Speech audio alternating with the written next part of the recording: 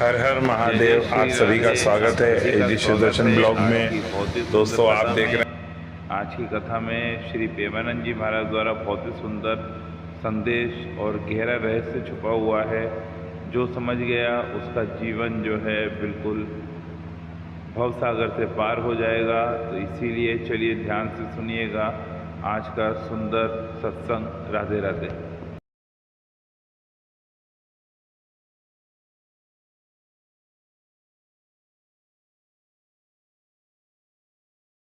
पायो सुनो मेरे भैया, जिन नहीं पायो सुनो मेरे भैया, मेरी हथेली चाट आज दधी, मेरी हथेली चाट आज मीठो मदन गोपाल,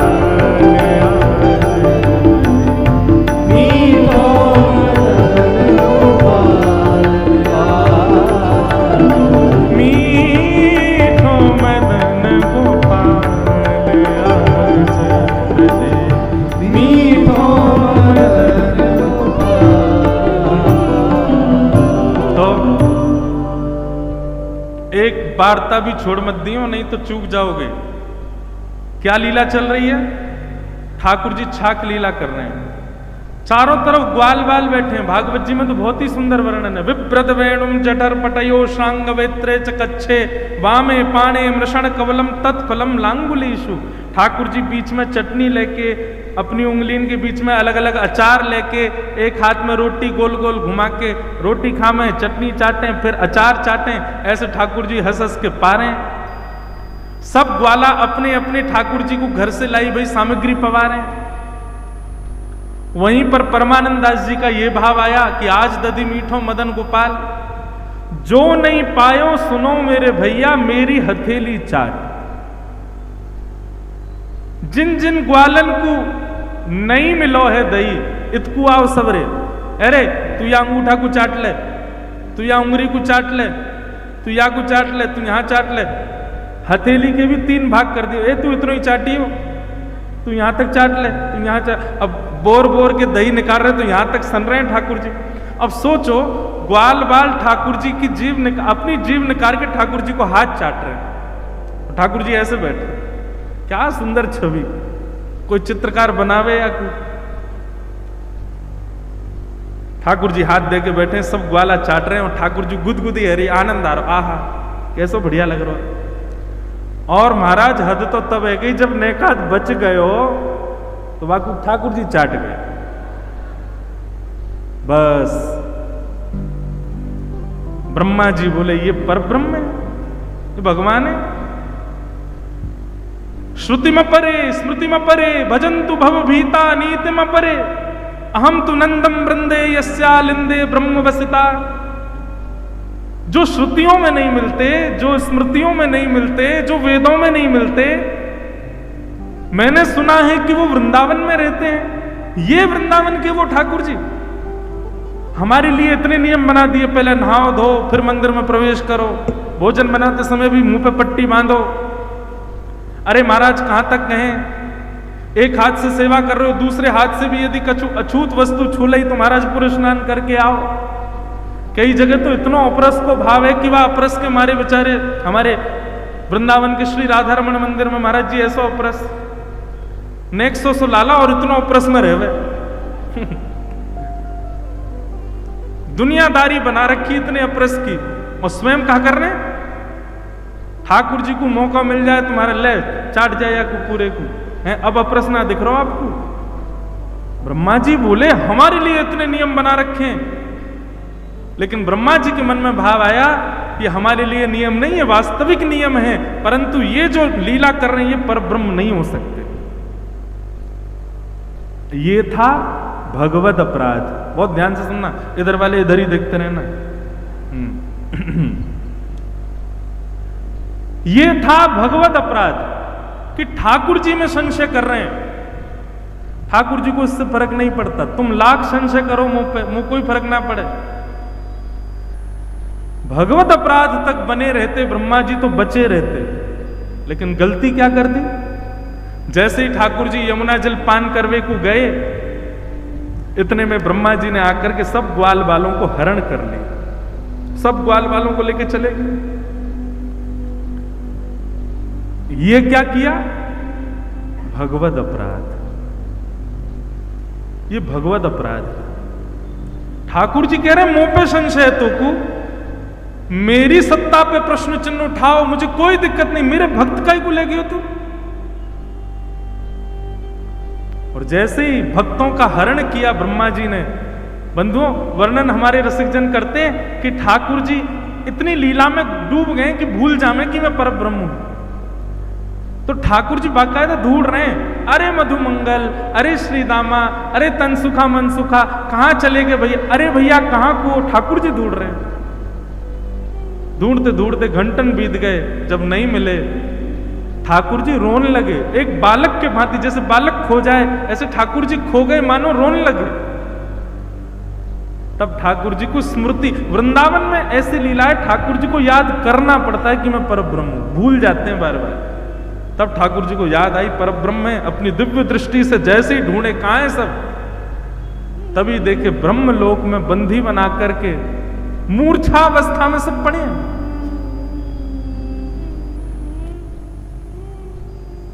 ठाकुर जी के नेत्र सजल हो गए। विधाता ब्रह्मा, ये तूने क्या किया? हमारे वृंदावन में सौगंधी शिला पर खड़े होकर के ठाकुर जी कहते हैं, उस शिला का नाम ही सौगंधी शिला है, ब्रजवासी वल्लभ सदा मेरे जीवन प्राण, इनको ना ही विसारी हूं मोह नंद बाबा की आन। इसलिए मैं अपनी कथा में बार बार जोर दे दे करके बोलता हूं, भैया ब्रजवासियों में कभी दोष मत देखना, चाहे लाख दोष हो उनमें। वैष्णवों में कभी दोष मत देखना, चाहे लाख दोष दिख जाए आपको, दिख जाए ना, जैसे दिखा कि कोई दोष दिखा, तुरंत नेत्र बंद करके महाराज तुरंत क्षमा मांगने लगो। नहीं नहीं, ये भगवत रूप में भक्तमाल जी यही सिखाती हैं कि कभी भगवत अपराध ना बने, क्योंकि भगवत अपराध से ठाकुर जी को कितनी पीड़ा होती है। ब्रह्मा जी बंदी बना करके ले गए सब ग्वाल बालों को। फिर कथा तो सबको पता है कि भगवान ने अपने रूप से ही ग्वाल बाल प्रकट कर दिए, लीला करने लगे। ब्रह्मा जी एक दिन देखने आए कि देखूं तो सही अपने आप को परब्रह्म कहने वाली की हालत क्या हो रही है बिना ग्वाल बालों के। नीचे देखा तो वही सब ग्वाल बाल विचरण कर रहे थे। ब्रह्मा जी बोले, डिट्टो कॉपी बनाने की सामर्थ्य तो मेरी भी नहीं है, डिट्टो कॉपी तो केवल परब्रह्म बना सकते as it is. Brahma ji जुड़वा बनाते हैं बालकों को, कई माताओं को जुड़वा सौभाग्य प्राप्त होते हैं, उनमें भी अंतर होता है। ब्रह्मा जी टू कॉपी तो बना ही नहीं सकते, ये तो केवल ठाकुर जी की सामर्थ्य है। ब्रह्मा जी समझ गए, बोले मुझसे अपराध हो गया। महाराज विचार करने लगे, क्या करूं क्या करूं, स्तुति गाऊं। तब सोचने लगे खाली हाथ गया तो दंड देंगे, ग्वाल बालों को तो ले आऊं। ग्वाल बाल लेने के लिए ब्रह्मलोक गए तो भगवान ब्रह्मा जी से पहले ब्रह्मलोक चले गए और ब्रह्मा जी बन करके गए और जाकर के द्वारपालों से कह दिया, आजकल बहुत बेलूपिया घूम रहे हैं, हम जैसा कोई और दिखे तो मार पीट के भगा देना। ठाकुर जी से पंगा अच्छा एक बात सुनो, ठाकुर जी तो पंगा फिर भी ले लियो, भक्तन ते कछु मत कह दियो। 7 दिन इसको सूत्र मान करके चलिए।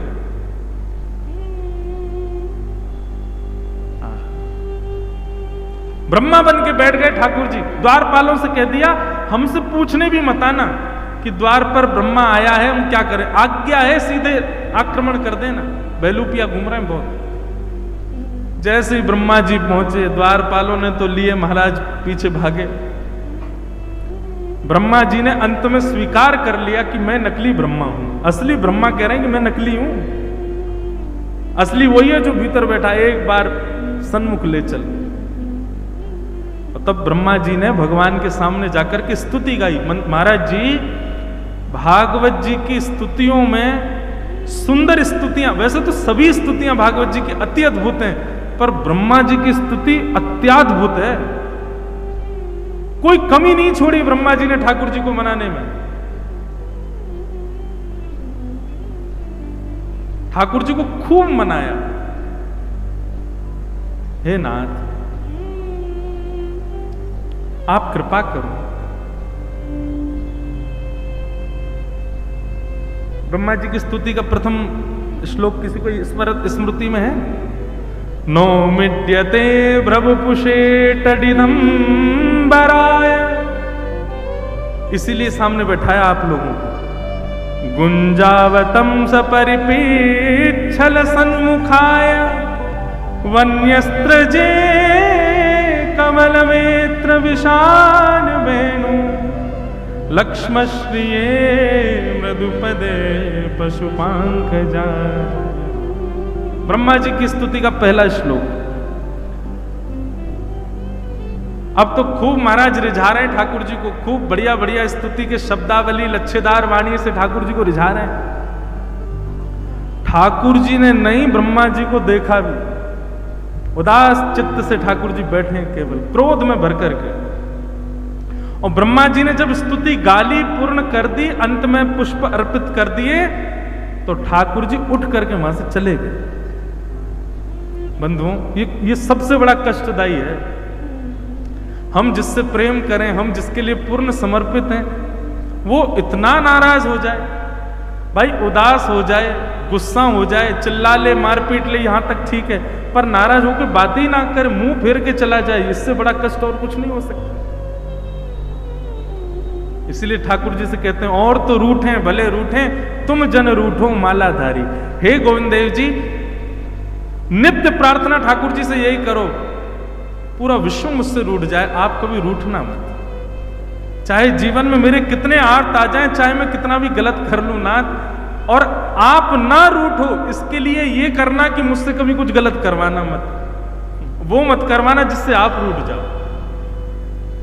हम पे और प्रार्थनाओं के लिए समय कैसे मिल जाता है ठाकुर जी से, यही कर लो कि नाथ कभी रूठना नहीं।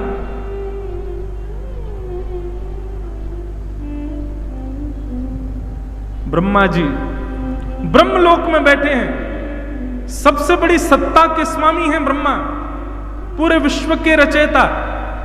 लेकिन आज स्थिति ऐसी है कि ब्रह्मा जी को लगता है कि अब मैं क्या करूं, नाथ ही रीझ गए मुझसे। तब ब्रह्मा जी ने सबसे आज्ञा लेकर के सबसे पूछा कि आप सब आज्ञा करें, मैं क्या करूं, मैं कैसे ठाकुर जी को मनाऊं। और तो और इससे भी ज्यादा कष्ट ब्रह्मा जी को कब हुआ, जब इंद्र ने वर्षा की और ठाकुर जी ने गिरिराज जी उठाए, तो ब्रह्मा जी को लगा चलो ठीक है, मेरी कैटेगरी में अकेला मैं ही नहीं रहूंगा, एक और आ गया, कम से कम दो लोग, एक से दो भले। ठाकुर जी मुझसे नाराज है तो मुझे ये तो रहेगा, चल इंद्र से भी नाराज है, दोनों मिलके मनाएंगे। ब्रह्मा जी को बड़ी खुशी हो रही है कि भाई बढ़िया वर्षा है रही है, गिरिराज जी उठाए, वर्षा पूरी हिंद है, इंद्र तेरी देखियो क्या हालत करेंगे, मुझसे बुरा हाल करेंगे तेरा। ब्रह्मा जी जानते हैं कि ये परब्रह्म, फिर भी इंद्र को बता नहीं रहे कि नहीं बढ़िया अपराध कर दे तो मेरे संग तो भी आ जाएगा। लेकिन हुआ उल्टा, जैसे ठाकुर जी ने गिरिराज जी नीचे पधराए, तो इंद्र गया। इंद्र न जाकर के पिता गुरुस्तम जगताम अधीशो, आप मेरे पिता हो, आप मेरे गुरु हो नाथ, आप मुझे दंड देने के पूरे अधिकारी हो, आप जो दंड देंगे मुझे स्वीकार है, मेरी इंद्र की पदवी छीन लो मुझसे, ये छीन लो, आदि आदि, जो आप जो दंड देंगे मुझे स्वीकार है। ब्रह्मा जी बड़े प्रसन्न कि हाँ बस अब देखना है इसको दंड मिलेगा। ठाकुर जी ने इंद्र को बुलाया, अपने हृदय से लगा, कोई बात नहीं बेटा, कोई बात नहीं बच्चा राम, आगे से अभिमान मत करना, अपनी सत्ता में रहो, अभिमान मत करना, कोई बात नहीं, जाओ अपनी पदवी संभालो। ब्रह्मा जी तो अब रोने लगे, मैं इतना बड़ा अपराधी। ठाकुर जी से कहा, बोले नाथ आपने इंद्र को क्षमा कर दिया और मेरा अपराध इतना बड़ा कि आप मुझे क्षमा नहीं कर रहे। तो भगवान कहते हैं, बोले इंद्र की करनी से सब मेरे समीप आए और तेरी करनी से वैष्णव मुझसे दूर हो गए, मुझे वो क्रिया प्रिय नहीं जिससे वैष्णव मुझसे दूर हो जाए। ब्रह्मा जी बोले अब आज्ञा करो नाथ, मैं क्या करूं। बोले जिन भक्तों का अपराध किया है ऐसे ही असंख्य भक्तों का स्मरण करके उन सबको प्रणाम करोगे, तब तुम्हारा अपराध निवृत्त होगा। इसको क्या कहते हैं महाराज जी? दंड उत्सव। क्या कहते हैं? मैं कथा में बताया करता हूं, आज नाम जप में मन लगा, कल नहीं लगा है अगर, तो निश्चित समझ जाइएगा कि आपने किसी वैष्णव का अपराध किया। आज गोविंद देव जी प्रिय लगे, लेकिन कल प्रिय ना लग के वैसे ही लगे जैसे कल लग रहे थे, तो निश्चित वैष्णव अपराध बना है। वैष्णव अपराध हम पर नहीं है, इसका प्रमाण क्या है? ठाकुर जी नित्य नवीन लगने लगे, कथा में नित्य नूतन प्रिय लगने लगे, भगवत सेवा में नित्य नवीनता का अनुभव हो, नाम जप में नित्य नूतनता का अनुभव हो, नित्य प्रेम वर्धमान हो, तब समझो कि आप वैष्णव अपराध से विमुक्त हो। लेकिन आपका भजन, आपका दर्शन, आपका कथा श्रवण, आपका नाम जप यथावत वैसा ही है जैसा प्रारंभ में था, तो निश्चित वैष्णव अपराध है, इसीलिए बढ़ नहीं रहा है। और उसका एक ही उपाय है उससे निवृत्त होने का, दंड उत्सव करो। दंड उत्सव क्या है? नेत्रों के सामने जो वैष्णव आ जाए उससे क्षमा मांगो, हमें क्षमा कर। ये दंड उत्सव, जितने ज्यादा वैष्णवों से क्षमा मांग लोगे उतनी जल्दी ठाकुर जी की भक्ति पुनः वर्धमान हो जाएगी। तो श्री नाभा गोस्वामी जी, उनकी परिकल्पना यहीं से है। भगवान ने ब्रह्मा जी से कहा कि ब्रह्मा जी आप भक्तों की चरण सेवा करो, भक्तों की शीत प्रसादी खाओ, भक्तों का यश गाओ। मेरा यश गाने का काम नहीं है, वे तो व्यास जी ने खूब गा दिया। आप मेरे भक्तों का यश गाओ और खूब भाव से गाओ, जितना मति में आ सके उतना गाओ, तब आपका भगवत अपराध पूर्ण हो। तब वही ब्रह्मा जी महाराज पृथ्वी पर श्री नाभा गोस्वामी जी के रूप में प्रकट हुए। गोस्वामी श्री नाभा जी महाराज की जय। श्री नाभा जी के चरित्र को श्री प्रियादास जी महाराज ने गाया। प्रियादास जी कौन है ये भी बताएंगे। नाभा जी के चरित्र को श्री प्रियादास जी महाराज बहुत सुंदर भाव में कह रहे हैं। हनुमान वंश ही में जन्म प्रशंस जाको, भयो द्रगहीन सो नवीन बात धारी। उमरी वर्ष 5 मान के अकाल आच, माता बन छोड़ गई विपत्ति विचारी। गिलो अगर ताही डगर दरस दियो, लियो यो अनाथ जानी पूछ सोचारी। बड़े सिद्ध चल ले कमंडल सोसिचे नैन, चैन भयो खुलो खुले चक जोरी को निहारी। प्रियादास जी महाराज वर्णन कर रहे हैं हनुमान वंश में श्री नाभा जी का प्रादुर्भाव। हनुमान जी का तो वंश ही नहीं है, फिर हनुमान वंश में कैसे? वो तो ब्रह्मचारी। तब कथा यहां पर प्रियादास जी ने बृहद वर्णन किया है कि दक्षिण भारत के एक ब्राह्मण कुल में कोई संतान नहीं थी, तब उन्होंने हनुमान जी की आराधना की और 12 वर्ष की आराधना के बाद हनुमान जी प्रकट हुए और प्रकट होकर कहा वरदान मांगो, क्या चाहिए? तो भक्ति के प्रदाता, भगवान के प्रदाता, या तो हनुमान जी से भक्ति मांगो या फिर ठाकुर जी को मांगो। पर वो ब्राह्मण देवता कहने लगे, बोले नाथ एक पुत्र दे दो। हनुमान जी महाराज बोले ये तो वही बात हो गई, जिसके पास जो वस्तु नहीं है उससे वो मांग रहे हो। कभी कभी मन में भाव आता है, शंकर जी से कह रहे हैं हमारा घर बना दो, शंकर जी कह रहे हैं मैं खुद शमशान में रहूं। गणेश जी से कह रहे हैं बड़ी गाड़ी दिला दो, बोले खुद मैं चूहा पे चलूं तो गाड़ी दे दूं। हनुमान जी कह रहे हैं भैया ये बालक बच्चे मांगने हते तो ठाकुर जी की आराधना करते, ब्रह्मचारी हनुमान जी को काहे को बुलाए। लेकिन फिर भी श्री हनुमान जी महाराज ने कृपा की और उन ब्राह्मण देवता का वंश बढ़ा। उसी वंश में आगे चल करके श्री नाभाजी का प्रादुर्भाव। आप श्री का जन्म से नाम नवभुज बताया गया और कई जगह नारायण दास भी बताया गया। ऐसा भी कहा गया कि जब श्री अग्रदास जी ने उनको दीक्षा दी तो नामकरण श्री नारायण दास रखा, वैसे नाम नवभुज है, ऐसा भाव भक्तमाल जी में ही पढ़ा। बहुत ध्यान से सुनिएगा।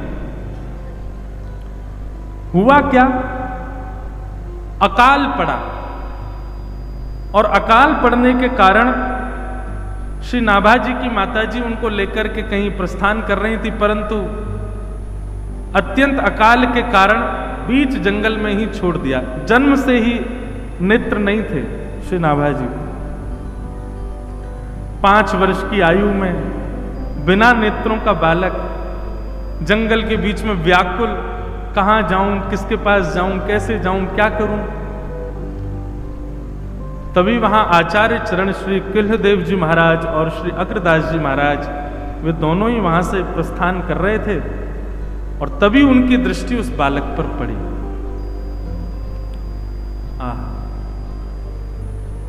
महापुरुषों की दृष्टि में ही भक्ति भाव विद्यमान होता है। वो देख भर लें, उसी से ही कल्याण हो जाना है हमारा। तब आप श्री ने जाकर के उस बालक को देखा और अपने कमंडल के जल का छिड़काव किया तो तुरंत दोनों चक्षु प्रकट हो गए और सबसे पहला दर्शन श्री किल्लदेव जी महाराज जी और श्री अग्रदास जी महाराज का हुआ। वाह! ठाकुर जी ने कैसी लीला करी कि नाभाजी को जन्म से संसार देखने ही नहीं दिया। सबसे प्रथम दर्शन ही आचार्य चरण का हुआ है श्री नाभाजी को, और कुछ लक्षण भक्ति भाव के दिखाई दिए और दोनों आचार्य चरण श्री नाभाजी को अपने साथ आश्रम ले आए, सेवा प्रदान की। क्या सेवा है? इतने रसिक संत विराजते हैं, सबकी चरण सेवा करो और सबकी शीत प्रसादी पाओ। बंधुओं, एक बात हमारी ध्यानपूर्वक सुनिएगा। चरण सेवा में और शीत प्रसादी में भी बहुत ध्यानपूर्वक आप सबको मर्यादा का पालन करना चाहिए। कोई महापुरुष प्रसाद पा रहे हैं, एक बात और सुनिए। शीत प्रसादी का मतलब उनके प्रसाद पाने के बाद जो शेष रहे वो भी है। शीत प्रसादी का मतलब उनके वचनामृत भी है। माफ कीजिए, यदि कोई केवल शीत प्रसादी ग्रहण करे और वचनामृत का पालन ना करे तो भी कल्याण में कहीं ना कहीं संशय आ सकता है। परंतु शीत प्रसादी पहले वचनामृत के रूप में ग्रहण करो, और वचनामृत के रूप में मतलब वचन के प्रति अटूट विश्वास। श्री सूरदास जी महाराज की वाणी है,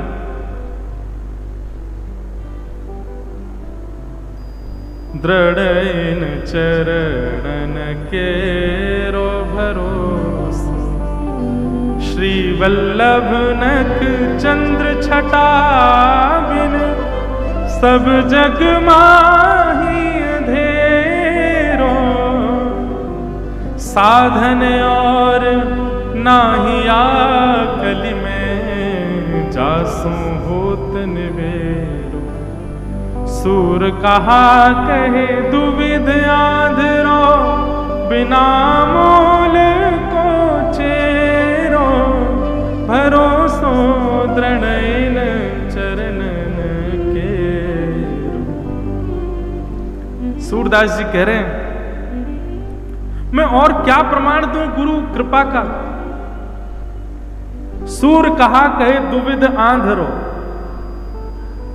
2 नेत्र नहीं है हमारे पास, लेकिन फिर भी गुरु कृपा से सब देखता हूं। वो देखता हूं जो किसी को नहीं दिखता। ये गुरु कृपा है।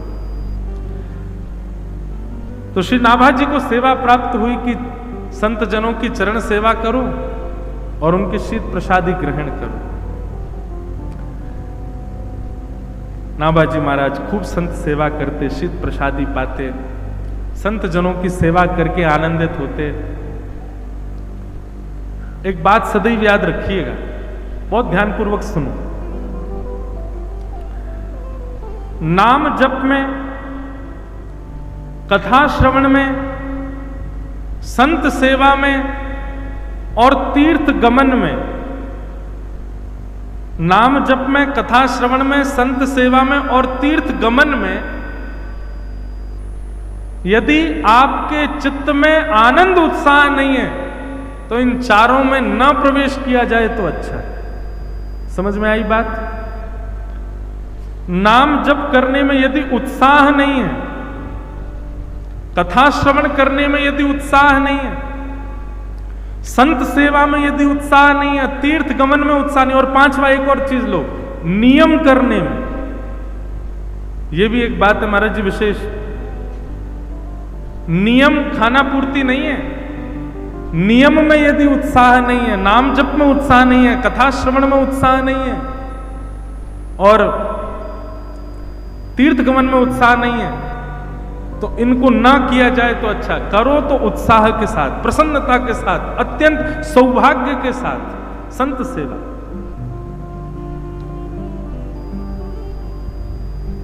नाभा जी महाराज खूब उत्साह के साथ गुरु आज्ञा से सेवा करते। एक दिन श्री अग्रदास जी महाराज ध्यान में बैठे थे, गुरुदेव भगवान की सेवा कर रहे हैं, पंखा जल रहे हैं श्री नाभा जी महाराज। और तभी अग्रदास जी के चिंतन में क्या भाव चल रहा है? श्री प्रिया प्रियतम दोनों लीला कर रहे हैं, कुंज में पौड़े हैं, कुंज में विराज रहे हैं, कुंज में लीला कर रहे हैं, और उसी कुंज में श्री अग्रदास जी महाराज भी अली स्वरूप धारण करके लीला में प्रवेश कर रहे हैं। मानसी सेवा अपने युगल स्वरूप की कर रहे थे। तभी दूर कहीं समुद्र में एक नाव में एक सेठ अपना कुछ सामान लेकर के कहीं प्रस्थान कर रहा था। तभी बीच में तूफान आया और तूफान आने पर नाव क्षतिग्रस्त होने लगी, बस अब डूबने की कगार पे थी। तभी नाविक ने सेठ जी से कहा, बोले सेठ जी अब तो स्थिति ऐसी फंस गई है कि कोई गुरु ही आपको बता सकते हैं, कोई संत सेवा, संत कृपा, भगवत कृपा ही आपको बचा सकती है। बहुत ध्यानपूर्वक सुनिएगा। बोले आपकी नाव इस स्थिति में है कि अब तो कोई संत कृपा ही, कोई भगवत कृपा ही आपको बचा सकती है। नाव की सारी सामर्थ्य लग चुकी है, अब बचने वाले नहीं है हम। सेठ जी बोले भैया हमने जीवन में कोई पुण्य तो किया नहीं, कोई भजन तो किया नहीं, कोई दान पुण्य तो कुछ हमारे पास है नहीं, अब क्या करें? नाव चलाने वाले आपके कोई गुरु हों, आपके कोई आचार्य हों, उनका स्मरण कर लो, किसी की कृपा से तो नैकात बचे। तब सेठ जी बोले हाँ हमारे गुरु जी हैं। बोले कौन है? बोले श्री अग्रदास जी महाराज। बोले उन्हीं को स्मरण करो। आर्त भाव में, एक ऊंचे वेग में, पूर्ण शरणागत भाव से आज अपने गुरुदेव को पुकार रहे हैं। रक्षमाम रक्षमाम रक्षमाम गुरुवर पाहिमाम पाहिमाम पाहिमाम। बंधुओं देखो एक बात और सिद्ध हुई यहां पर, जीवन भर साधन नहीं किया, जीवन भर भजन पूजन नहीं किया, लेकिन एक बार पूर्ण शरणागति से गुरुदेव को पुकारा तो उसके बाद लीला क्या हुई सुनेंगे। लीला ऐसी घटी कि जैसे ही वहां दूर समुद्र में वो अपने गुरुदेव को पुकार रहे हैं और यहां श्री अग्रदास जी महाराज मानसी सेवा में श्री प्रियालाल जी की लीला में हाथ बटा रहे हैं, और तभी वह स्वर श्री नाभा जी को सुनाई देने लगा, क्योंकि नाभा जी भी अग्रदास जी की मानसी का दर्शन कर रहे हैं। ये बहुत ऊंची बात है। किसी के मन में क्या चल रहा है ये कोई नहीं देख सकता, पर दूर खड़े पंखा झल रहे श्री नाभा जी को प्रत्यक्ष दर्शन हो रहा है। श्री राघवेंद्र सरकार विराज रहे हैं, बगल में सियाजू विराज रही हैं, कैसी सेज है, कैसी सहचरियां खड़ी हैं, सबका कैसी कुंज है, सब दर्शन हो रहा है। गुरुदेव अली स्वरूप धारण करके क्या सेवा कर रहे हैं, ये नाभा जी को दर्शन हो रहा है। और तभी नाभा जी ने अनुभव किया कि दूर समुद्र में पुकार रहा वो शिष्य गुरुदेव को वह स्वर नाभा जी को सुनाई देने लगा। नाभा जी विचलित हो गए, मन में विचार करने लगे, गुरुदेव यहाँ सेवा में हैं, गुरुदेव यहाँ युगल स्वरूप को माला पधरा रहे हैं और यहाँ पर ये भक्त गुरुदेव को बुला रहा है, कहीं उसका स्वर सुन करके गुरुदेव अपनी सेवा ना छोड़ दें, कहीं सेवा में विघ्न ना आ जाए। तो जो पंखा गुरुदेव को झल रहे थे उसी पंखा को द्रुत गति से उस दिशा में झलने लगे जिस दिशा में समुद्र में नाव फंसी थी। और श्री नाभा जी के इस सूक्ष्म से प्रयास से बीच भंवर में, बीच तूफान में फंसी हुई उस सेठ की नाव वहां से मुक्त होकर के बिल्कुल निर्विघ्नता से मुक्त हो गई और श्री नाभा जी ने उस भक्त की रक्षा कर दी, बच गई नाव।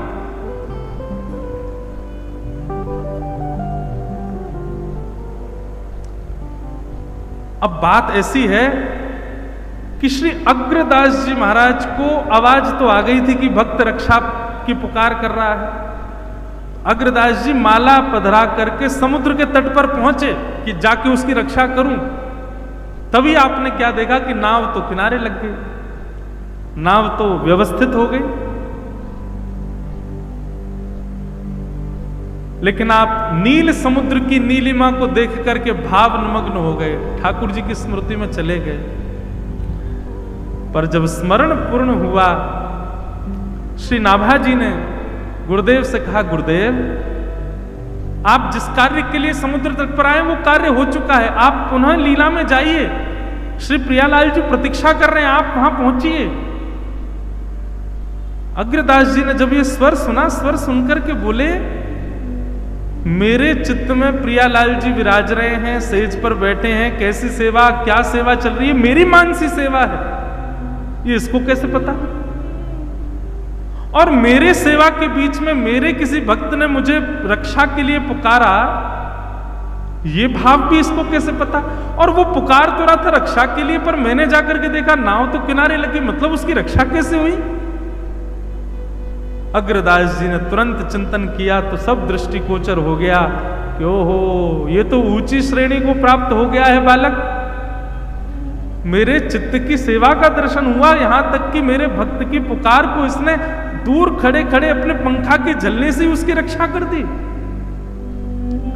ये कृपा है शीत प्रसादी की और चरण सेवा की, संतों की, रसिक जनों की चरण सेवा की। रसिक जनों की सेवा और शीत प्रसादी पाने का ये सौभाग्य है।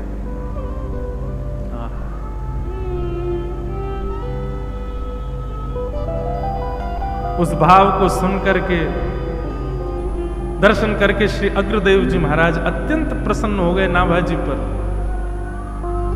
और नाभा जी को अपने समीप बुला करके कहा, बहुत बड़ी कृपा है, अनुग्रह है ठाकुर जी का आपके ऊपर कि आप इस भावना का दर्शन कर पा रहे हो। सब संत जनों की कृपा है, सब गुरुजनों की कृपा है। अब हमारी आज्ञा से आप जाइए और जाकर के भक्त चरित्र लिखना प्रारंभ कीजिए। नाभा जी महाराज कहने लगे, बोले कि मैं रामकृष्ण का गुण तो गा सकता हूं, ठाकुर जी का यश तो गा सकता हूं, ठाकुर जी के गुणानुवाद गाने की थोड़ी बहुत क्षमता तो मुझे आपकी कृपा से प्राप्त है, पर भक्तों का यश गाना ये मैं कैसे करूंगा, ये कैसे संभव होगा?